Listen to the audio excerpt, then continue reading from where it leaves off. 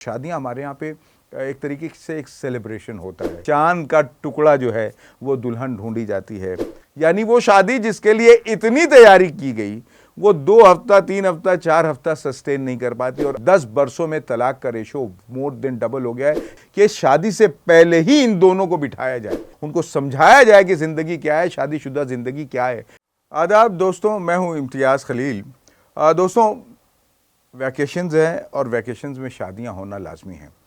देखिए आप, हर ऐसा लगता है कि हर ख़ानदान में शादी हो रही है, बल्कि अक्सर होता है कि सैटरडे संडेज़ पे तो हम देखते हैं कि एक नहीं दो दो तीन तीन जगहों से एक ही वक्त पे इनविटेशन आया हुआ होता है। घर वालों को फैसला करना पड़ता है कि कुछ लोग इधर चले जाएं, कुछ लोग उधर चले जाएं। इस तरीके से शादियां मैनेज की जाती है और क्यों ना हो, क्योंकि हमारा देश जो है वो सबसे ज़्यादा आबादी वाला मुल्क है और यहाँ शादियाँ भी सबसे ज़्यादा होंगी। और शादियाँ हमारे यहाँ पे एक तरीके से एक सेलिब्रेशन होता है। दूसरी जगहों पे शायद इतना नहीं होता, लेकिन हमारे मुल्क में तो बहुत ज़्यादा अहम चीज़ होती है, ज़िंदगी का सबसे अहम वाक़या होता है, इसलिए इसके लिए पूरा ख़ानदान जुट जाता है। आज हम शादियों पे ही बात करेंगे। जाहिर सी बात है कि इस पे बहुत कुछ बातें हो चुकी हैं, लेकिन मुझे लगता है कि अगर आप कुछ देर ठहर करके हमारी बातें सुनते हैं तो शायद आप ये सोचेंगे कि एक बहुत अहम पॉइंट है जिसको हमारी पूरी सोसाइटी जो है वो भूली हुई है। जी हाँ, बात जब शादी की हो रही थी तो मैं आपको क्या बताऊं कि शादी के लिए सबसे पहले कोशिश ये की जाती है कि लड़का कैसे ही दिखने वाला हो। कोशिश ये की जाती है कि खूबसूरत से खूबसूरत, मैं कहा जाता है चांद का टुकड़ा जो है वो दुल्हन ढूंढी जाती है। उसी के बाद जो है कोशिश ये की जाती है कि शादियाँ ऐसे वक्त तय की जाएँ जब सारे रिश्तेदार जमा हो जाएँ। फिर एक एक बात पे गौर किया जाता है कि दुल्हन पहले दिन क्या पहनेगी, दुल्हन दूसरे दिन क्या पहनेगी, तीसरे दिन हल्दी में क्या होगा, मेहंदी में क्या होगा, फिर दूल्हा क्या पहनेगा, जूते से लेके सर के ताज तक बात की जाती है। एक एक चीज़ अब तो जब से इंटरनेट आ चुका है, जब से सोशल मीडिया आ चुका है, तो सारा फैशन जो है अवेलेबल है, तो उस पर रिसर्च होता है कि क्या पहना जाएगा पहले दिन, दूसरे दिन, वीडियो शूटिंग कैसे होगी, दोस्त कैसे आएंगे, दोपहर में क्या पकेगा, रात में क्या होगा, रिसेप्शन में कितने किस्म का स्टार्टर्स होंगे, फिर उसके बाद क्या मेन कोर्स होगा, फिर डेजर्ट क्या होगा, फिर शुरू में सॉफ्ट ड्रिंक क्या पिलाया जाएगा। मैं तो ये देखता हूं कि एक साहब परेशान थे कि उनका निकाह नामा जो हो वो इतना खूबसूरत होना चाहिए, वो अलग होना चाहिए। हर आदमी अलग दिखना चाहता है। हमारी शादी ऐसी हो कि जो बिल्कुल अलग हो।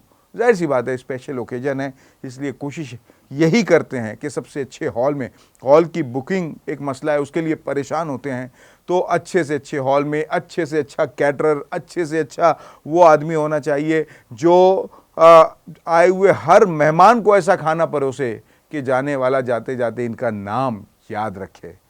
ऐसी शादी में जहां हर बात पे तवज्जो की जाती है, हर चीज़, बारीक बारीक चीज़ पे तवज्जो की जाती है, कोशिश की जाती है कि कोई रिश्तेदार छूट ना जाए, कोई जानने वाला छूट ना जाए, हमारी खुशी में सब के सब शरीक हों।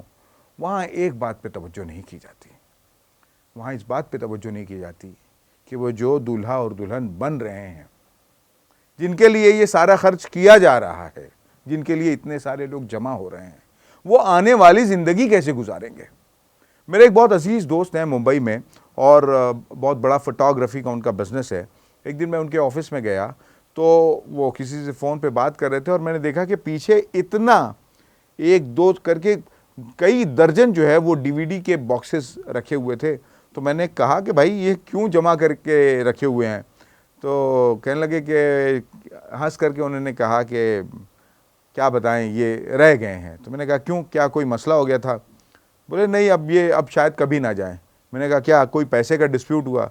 बोले नहीं, पैसे का डिस्प्यूट नहीं है, मामला ये है साहब कि ये वो लोग हैं कि हमारे यहाँ पे चूँकि काम बहुत होता है शादी का, तो इन ऑर्डर्स के बीच में हम फ़ौरन जो है वो डिलीवरी नहीं कर पाते। वीडियो फ़ोटो तो हम दे देते हैं, वीडियो की डिलीवरी में कभी कभी महीना, डेढ़ महीना लग जाता है क्योंकि बहुत रश होता है।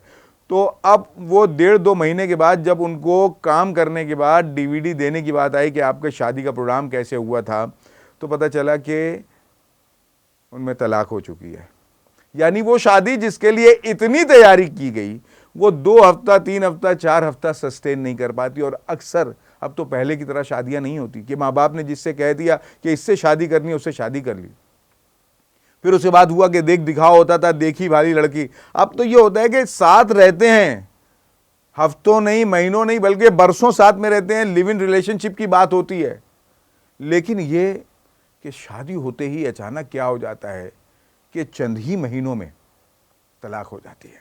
आप हिंदुस्तान में 2016 में जो डिवोर्स तलाक का रेशो था वो 0.4%, यानी जितनी शादियां होती हैं उसमें 0.4% जो है उनमें तलाक हो जाती थी। बहुत माइन्यूट सी चीज़ थी।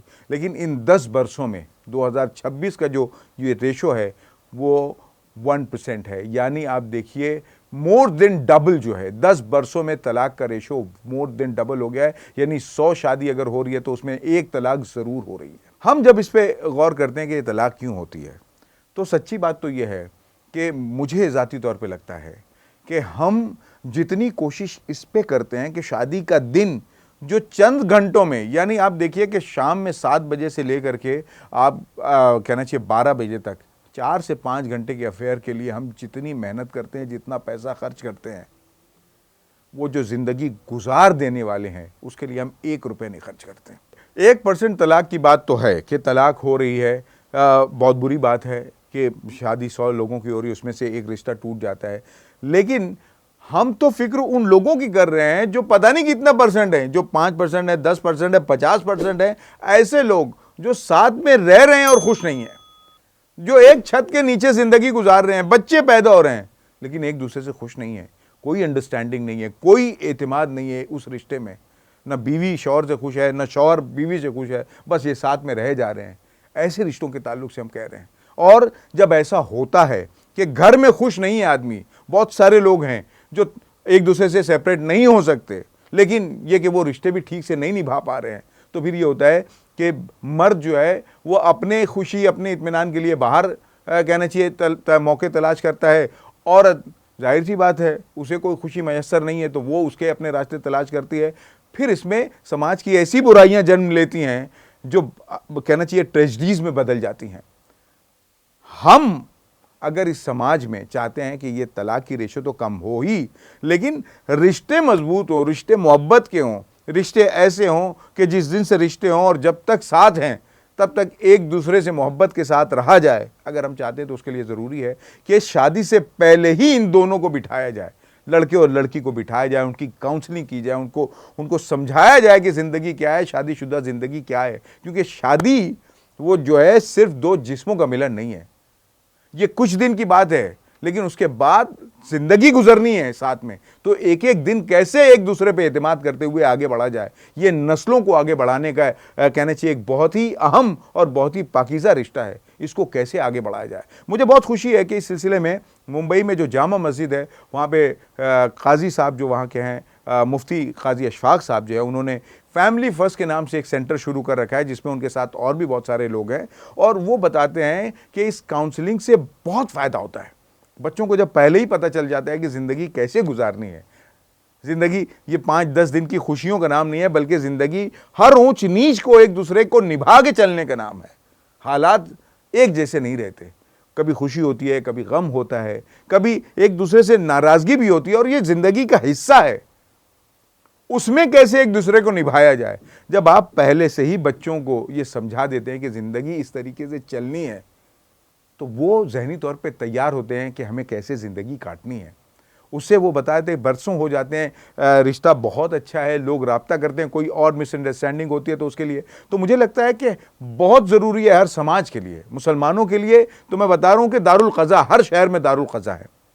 ये किसके लिए हैं? आइली मसाइल, ज़्यादातर आइली मसाइल जो हैं उसके लिए हैं। मैं ये कहता हूं कि उन दारुल क़ज़ात के साथ क्या हमें ज़रूरी है कि या उन्हीं सेंटर्स में या हर मदरसे में या हर शहर में एक मरकज़ ऐसा हो जहां उलमा और हमारे बड़े इन बच्चों की काउंसलिंग करें और उनको बताएं कि शादी है क्या।